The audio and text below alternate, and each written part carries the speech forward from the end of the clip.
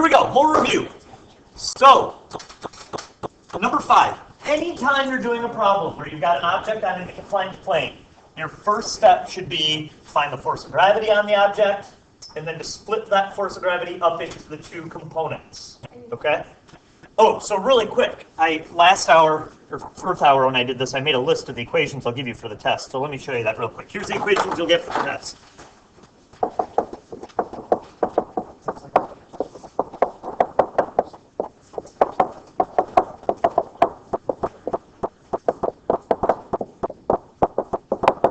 Okay, so I'll give you those guys. I will give you, although, again, like we said the other day, if you don't know these, then you're doing something wrong. But I'm happy to give them to you. Yeah. What's wrong? I just always looks like that. Oh, gotcha. I always think it's Yeah. Yeah, it's a mu, Greek letter mu. I'll give you Newton's second law. And then, in a moment of weakness, I decided to give you guys this.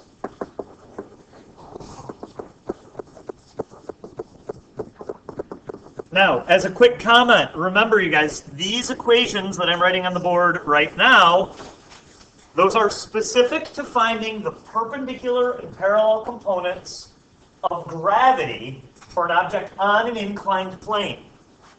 Okay, these two equations here, this guy and this guy, are exclusively for gravity on an inclined plane.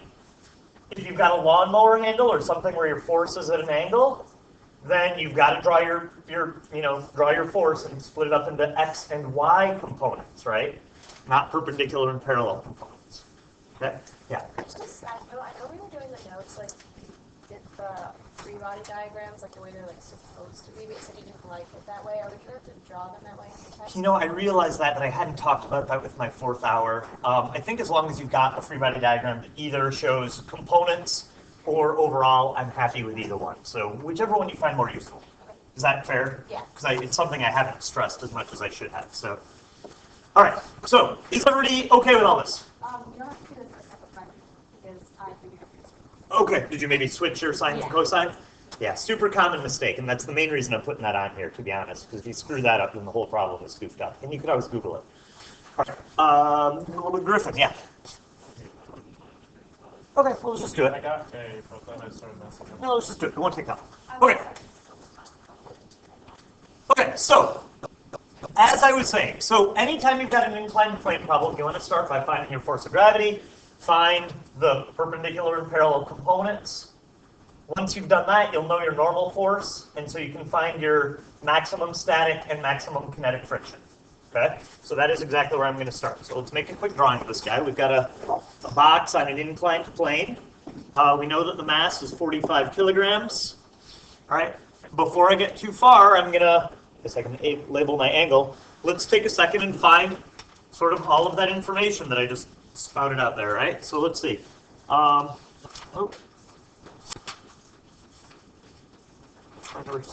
my pages are out of order.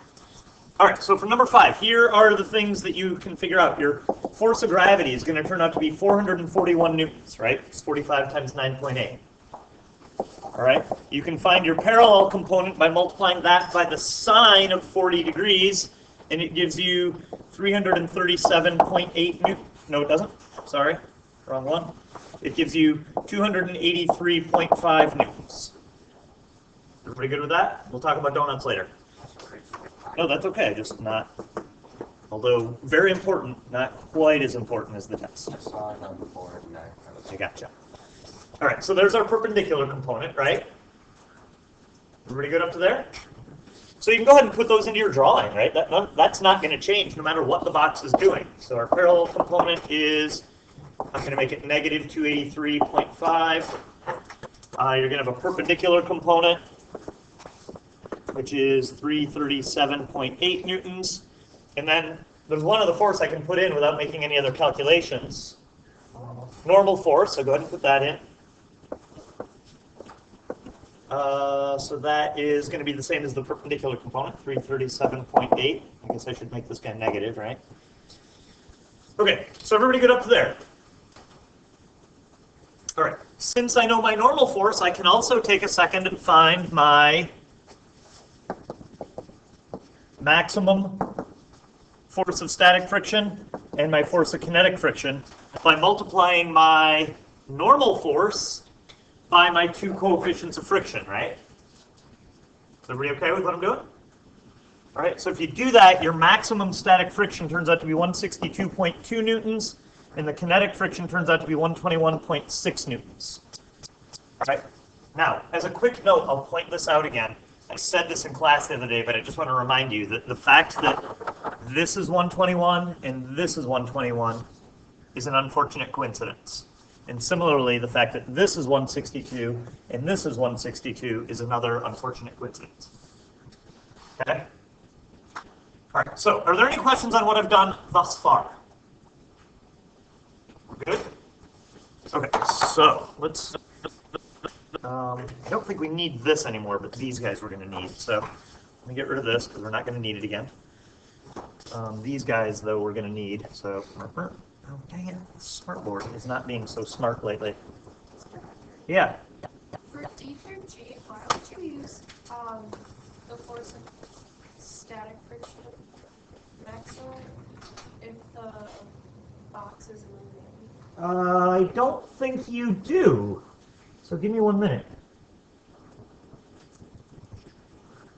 Sorry, I'm just trying to free up some space. Okay. Control G. I used All right, well, hold on 1 second. We're not even to part A yet. So, all right. So, is everybody okay with what I've done so far? All right, part A says the box has been placed on the ramp. Is it going to slide down the ramp? So right now, if there's no friction, the parallel component of gravity is going to pull it down the ramp, right?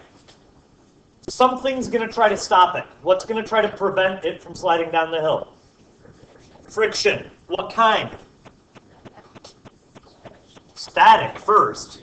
But there's not enough, right? We got 283 newtons pulling down the hill, but only 162 newtons trying to stop it, right? So, A, will the box slide down the ramp? Yes, because there's not enough static friction to prevent the motion, right? So the next thing I should do is put in what kind of friction? Kinetic, right? So I'm going to be a little sloppy so that I can reuse my drawing. But so here's my force of kinetic friction. It would be 121.6 newtons. Does everybody understand how I got there? All right. So now to find the acceleration, I can just find my net force by adding these guys, negative 283 plus 121. Acceleration is net force over mass, so my net force is going to be negative 283.5 plus 121.6, whatever that is, and then divide it by my mass of 45 kilograms. And that gives you the acceleration that was on the sheet. Everybody get up to there? Any problems? That was A. Everybody's happy with A? Does everybody understand why I chose to use kinetic friction? There's not enough static friction to prevent the motion, right? Okay, B says find the minimum force needed to prevent it from sliding down the ramp. So how am I going to change my drawing to do part B? Yeah, I want to make my net force 0, right? So I'm going to prevent the motion. And since there's no motion, what's going to be up here? Static friction, right? So for part B, you've got up to a force of 162.2 newtons worth of static friction to keep it at rest. But you need to help it, right? Because static friction alone isn't enough. So you have to add in the always amusing force of U and figure out what that needs to be to make your net force 0, right? I know I giggle every time I write it. Which is terrible. All right. Are we good or no? So this equation then you're going to go, oh, well, my net force has to be 0. That's got to equal 162.2 plus negative 283.5 plus the force of U. And solve it, right? Good? Fight, fight. Okay. Question C. Find the force needed to make the box slide down the ramp at a constant velocity. All right, so now we want the box to be sliding down the ramp. So everything that's in black stays. All right, so for part C, if it's sliding down the ramp, automatically I know one other force. There's going to be kinetic friction because it's sliding. Which way is the kinetic friction going to go? Up the ramp, right? Let's see. Donald. Sorry, that was a throwback to a joke from like 7 weeks ago. Yeah, keep staying in the game, Sebo. All right, everybody good up to here with kinetic friction? All right, now, in part C, I want it to slide down at a constant velocity. Constant velocity, why is that so important? The net force is going to be 0. So it's going to be very similar to B, except this time my net force is, instead of static friction, this time it's kinetic friction plus parallel gravity plus Fu has to all add up to 0, right? That's why you just use Roy? I gotcha, right. That way, yeah. Yeah, you don't have to. Sounds like you've been listing things off and you remember to insult them plus. Right. All right, that's good, that's good. All right, is everybody good? Problems? All right, question D. Says find the force needed to make the box slide down the ramp with an acceleration of 1.2 meters per second squared. So may I erase my A, B, and C? I'm going to do it. I'm doing it. Here I go. I did it. Bam. Oh, dang it. Smartboard is becoming my enemy. All right, so in part, I'm going to do it in green again since I've already got my thing there. So in D, we want it to slide down the ramp with an acceleration of 1.2 meters a second squared. Since it's sliding down the hill, I want kinetic friction, right? Follow? All right, so the question is, what does the force of U have to be? Well, this time I gave you the acceleration. So what are we going to do with that acceleration, you guys? Find the net force, right? So for part D, the acceleration is 1.2 meters a second squared, sorta negative, because it's accelerating down the ramp, right? Okay, so I can use that to find my net force by just doing mass times acceleration. So 45 times 1.2, and it gives you a net force of negative 54 newtons. Okay, and so now we can solve this thing. So net force is the force of gravity parallel plus the force of kinetic friction plus the force of U. And plug in your numbers. Let's see. Negative 54 equals negative 283.5 plus 121.6 plus Fu. And solve it. All right. So notice the answer you get is positive, indicating that you need to push up the hill. Why? Yeah, because you're slowing it down. Look, if you didn't touch it at all, it would accelerate down at 3.6. Right? So you're pushing up and slowing how quickly it's coming down the ramp. Does that make sense? Christina, when I started this problem, you had said something about static friction. Yeah. Does this, am I right? Does this work out, or did I make a mistake and use static friction when I solved it? It works out. I use static friction. That can't possibly be. And I don't mean that in a snarky way. I mean it. I mean, like, I didn't use the force of parallel.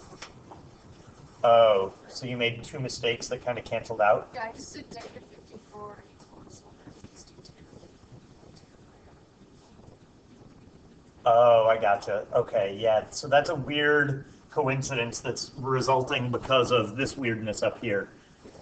It's unfortunate that if you add the static and kinetic friction, you get the parallel component of gravity. That's I just. thought it was wrong because I thought I had to use the force of kinetic friction, but I was getting a different answer. I think what I did wrong was I had to use the force of kinetic friction. Yeah, you have to use that because that's a force. That's what makes the box want to go down the ramp, right? Yeah. Okay. So are we good with D? All right. E is the exact same thing, except their acceleration is negative 5.2 instead of negative 1.2. And when you solve it, you end up getting a negative Fu, which just means you got to push down the hill, right? which would make sense because if you didn't, then it wouldn't go that fast, right? Are we good? All right, may I skip E? Are we good up to there? All right, so can I erase all the green? We're good? Okie dokie.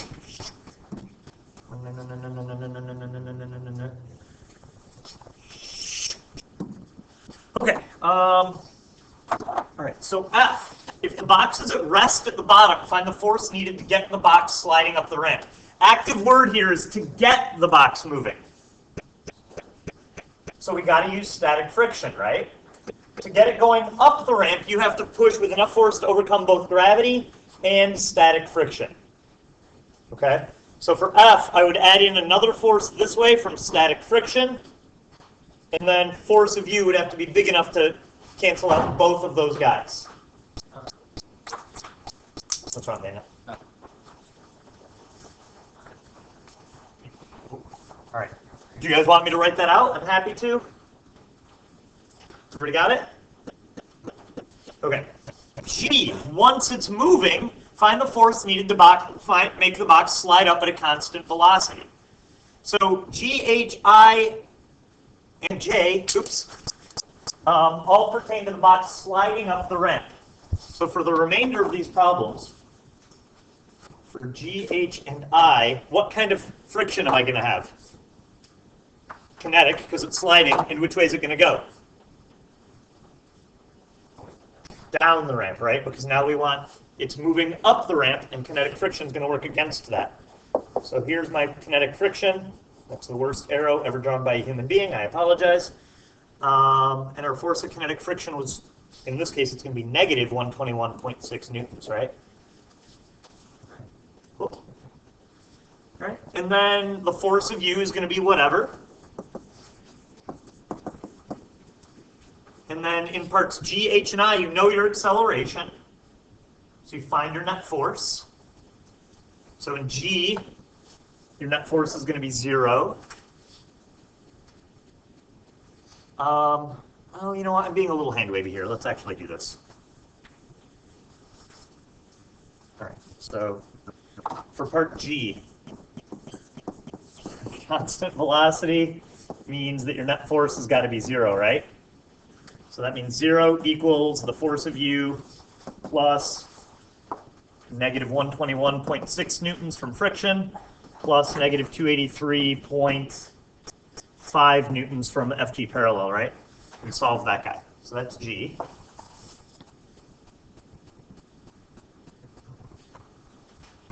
We good? Griffin, how you doing, buddy? You doing okay? Everybody happy? Christina, what do you got?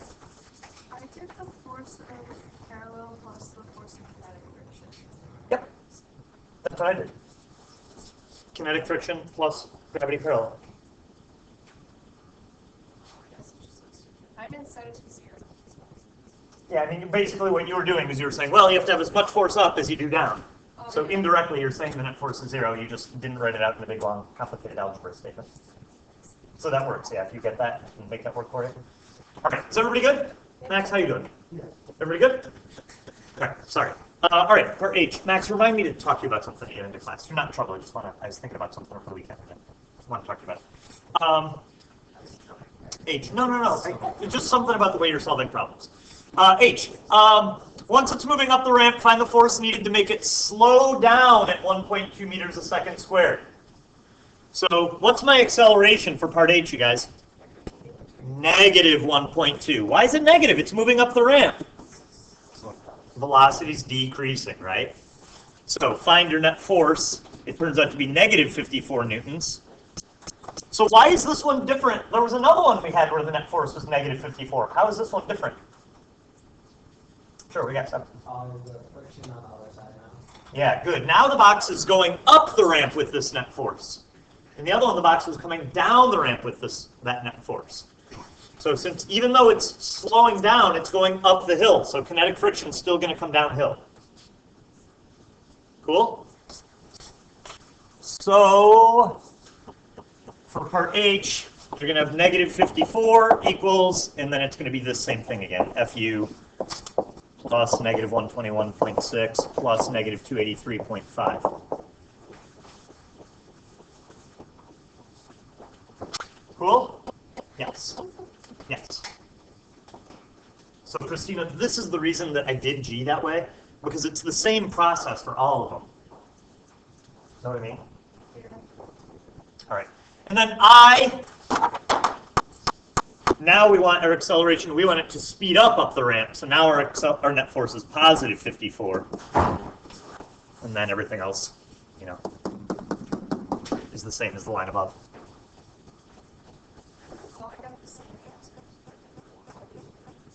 That's fine. You're probably just logicking through it and going, oh, well, then I need 54 more newtons up and down. And that's fine. As long as you're getting the right answer, that's cool. All right. Are we good, you guys? Did you guys have some jelly beans? Anybody? All right, maybe I'll bring in jelly beans tomorrow since I didn't bring in donuts. All right. I will bring in donuts, just not tomorrow because test. Okay. So is everybody good with whatever number that was? Okay, that was number 5. So there were also requests for 3, 4, and 6, yes? Okay. So 3, I think the issue with 3 was that I was trying to be clever with my story problem, so they weren't just a box is on a ramp, and I think that my cleverness made it confusing, and I apologize, and I think that's what Griffin was talking about today, so I will try to make sure this doesn't happen. The test is very clear, I promise, super promise. Basically here's the deal, you guys. Do you guys remember on the last assignment there was a problem that looked like this? And then you had to find the tension in the 2 ropes to give it some acceleration? This is the exact same problem. Okay? So here's Jackie Chan, here's Jet Li. Okay? They both jump off of a building or something, and it says that they're falling down at 20 meters a second off of this building at the instant that Jackie Chan grabs a rope. So he grabs the rope and pulls it down 4 meters before stopping. So the idea is, initially they're moving down at 20 meters a second, but then the rope slows their descent until they stop. Is everybody okay with that? Why did I give you all this garbage?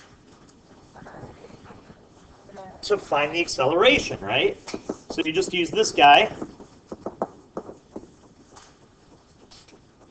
Yep. You get the 2, oh shoot, I wrote it down.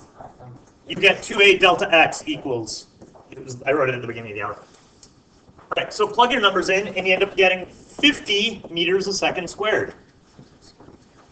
Sorry? It seems like it's so high. It is very high because they're stopping very quickly, right? It's like jolting, right? Okay, so everybody okay up to there? And yes, most people probably are not strong enough to do that. Anyway, all right, are we good? All right, so now we got to find 2 tensions. The tension in the top rope, the tension in the shoelace, which is the bottom rope, right? So let's look at the top rope. So here's the force and tension from the rope up on the top. Okay, how much mass is the tension in this top rope slowing down? All of it, so 135 kilograms, right? So what other force is there besides the tension? Gravity, right? So you can certainly find that force of gravity just by doing 135 times 9.8, right?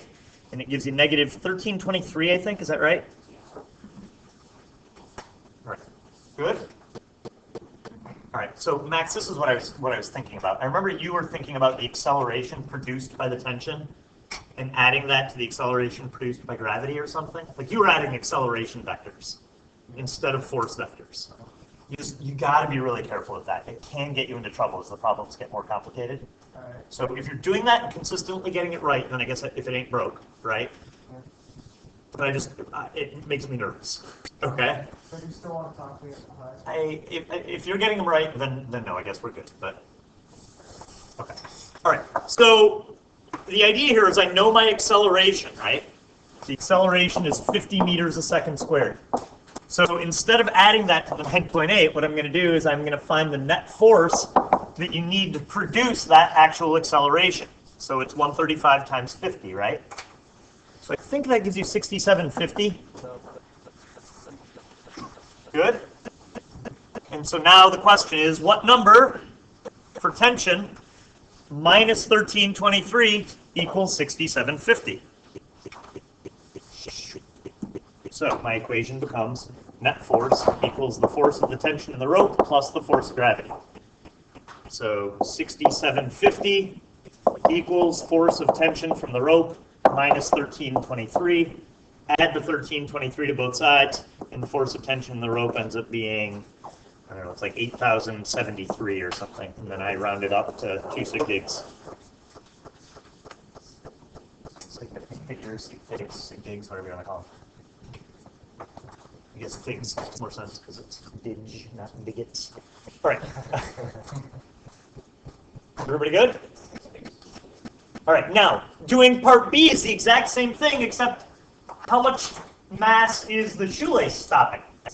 Just the 65 kilograms. So you repeat the problem again, but change your mass to 65 kilograms. Cool?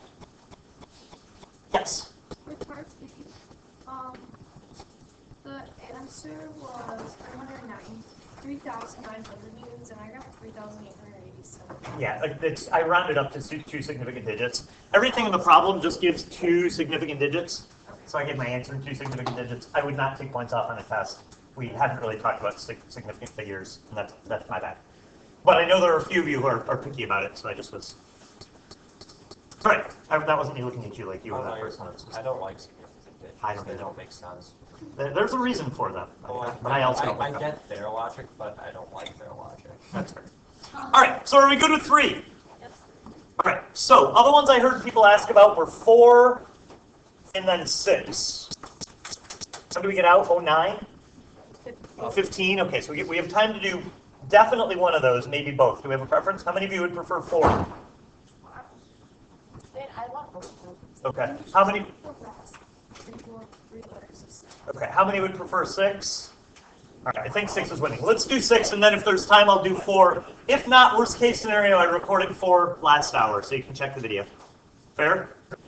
All right. And then I'm around before and after school. All right. So here we go. Number 6. Oh, that's 5. All right.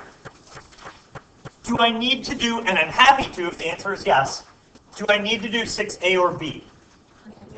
Yes, thank you. Somebody said yes. Okay, so this one is tricky. There's a lot going on. And I will say that this is harder than anything that's on the test. Here's why it's harder. Theoretically, you should know how to do all this. The only thing that makes it tough is there's sort of a lot to keep track of.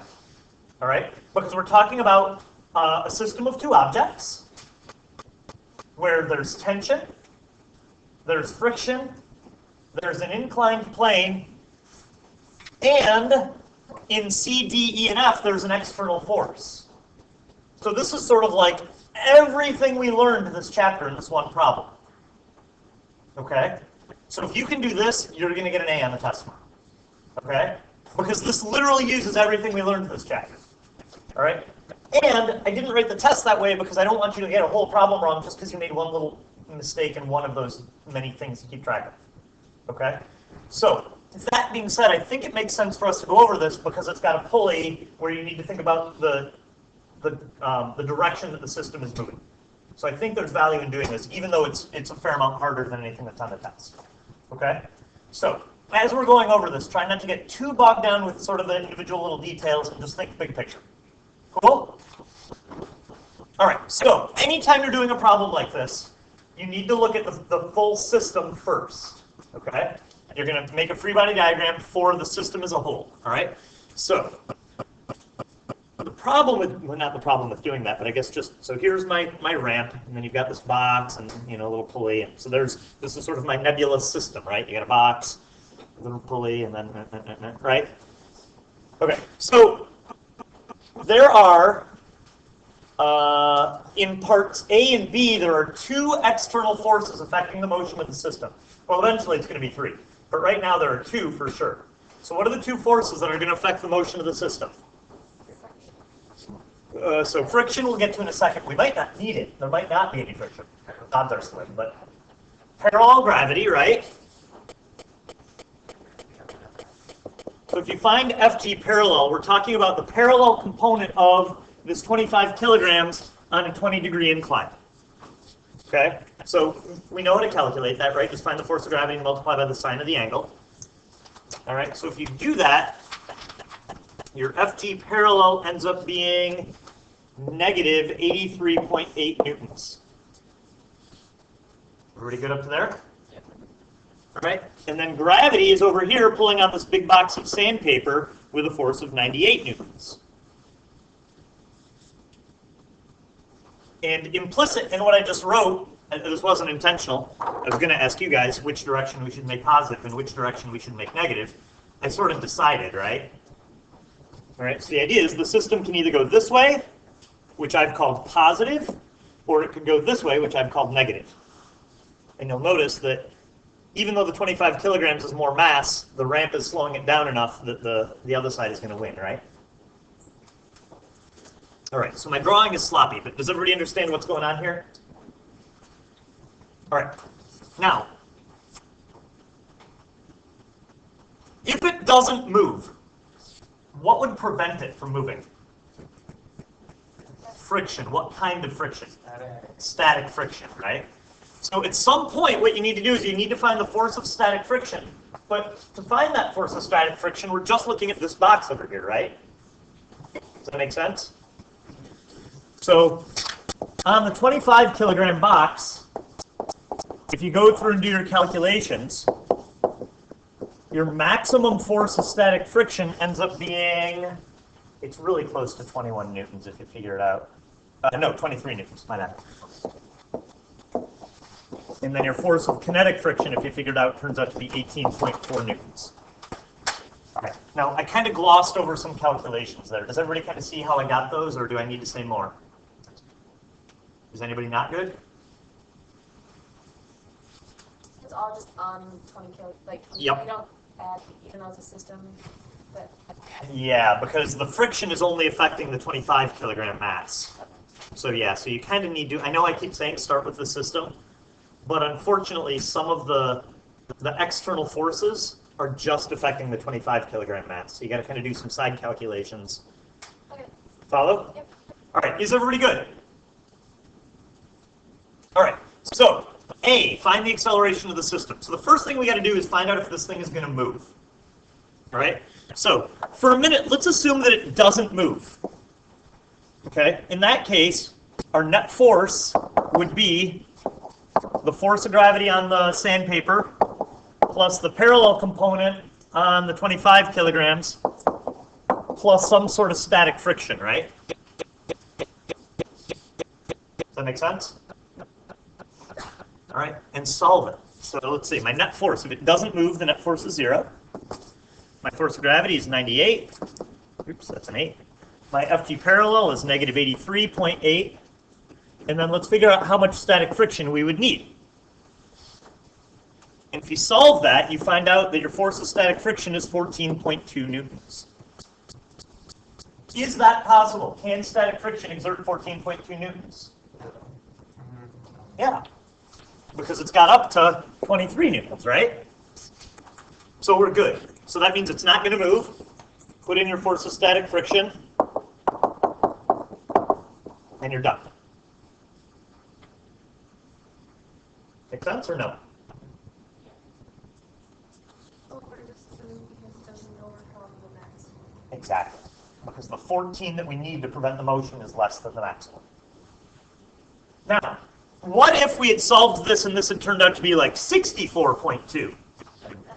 Then it would move, and then you would use your kinetic friction here instead of static friction and find your acceleration for the system. Good? Problems? Okay, so B, find the tension in the rope. So to find the tension in the rope, you've got to pick one of the two objects that's being affected by that tension. So you can either look at the 25 kilogram box or the 10 kilogram box. Either one works. Check it out. If you look at the 25 kilogram box, you've got your parallel component of gravity, which is negative 83.8. You've got your force of static friction, which is negative 14.2. And then your tension. What has to be true about the tension, you guys? Well, the tension doesn't equal 0. Yeah, the tension makes the net force equal 0, right? Because look, what's the acceleration of the system, you guys? The acceleration is 0. That means the net force is 0. So find your tension to cancel these two out. And if you do it, you get 98 newtons. Which makes sense, because if you're looking at this guy, the 10 kilograms, then you're going to have 98 newtons pulling it down from gravity. Can't I draw an 8 today? You're going to have 98 newtons pulling it down from gravity. That means their tension has got to be 98 newtons. Otherwise, it would be accelerating, right? So that's A and B. Follow? Questions? Okay. I hate these short Mondays. I wish we had like 10 more minutes. I think that would have been enough. We just had 10 more minutes. Okay. I am going to erase some of this. Is that okay if I erase? All right. And I know the bell's going to ring here in a minute. I want to make one quick sort of announcement, offer thing, I guess. What do we have? 5 minutes? We got out at 15, right? 15, okay. We have like 3 minutes. Okay, so. Ah, damn it. I mean, darn it. Totally didn't just swear on YouTube. Okay, so check it out. Let's do,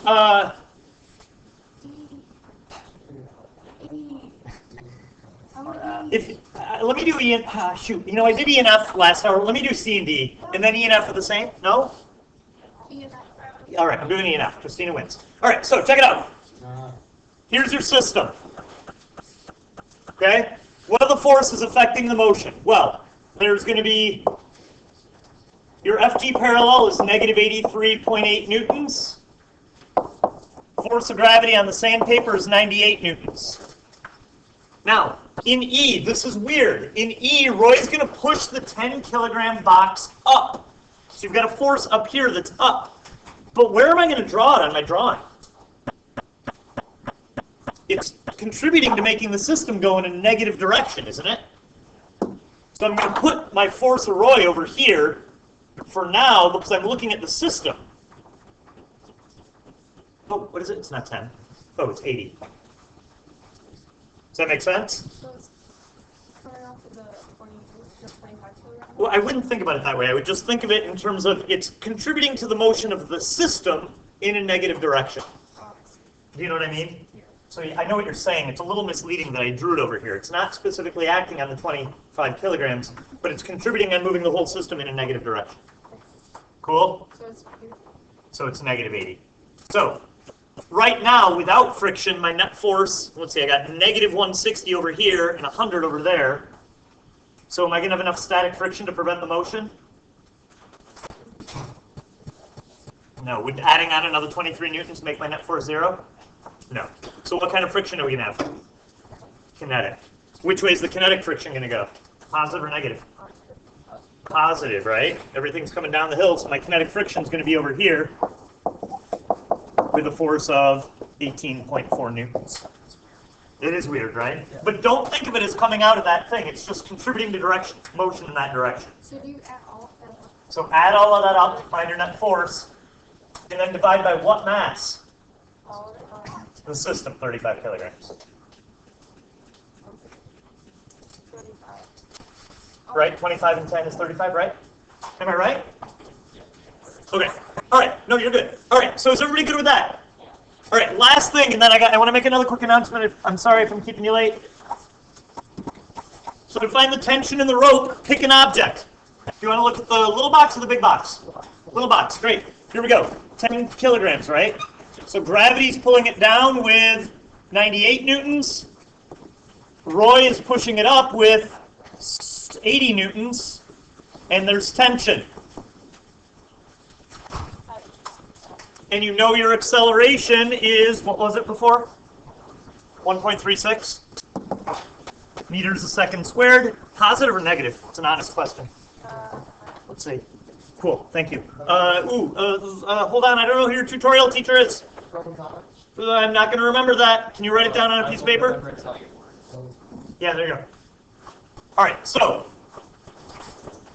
No, that's not right. That guy's negative, right? Yeah. All right, so then find your tension.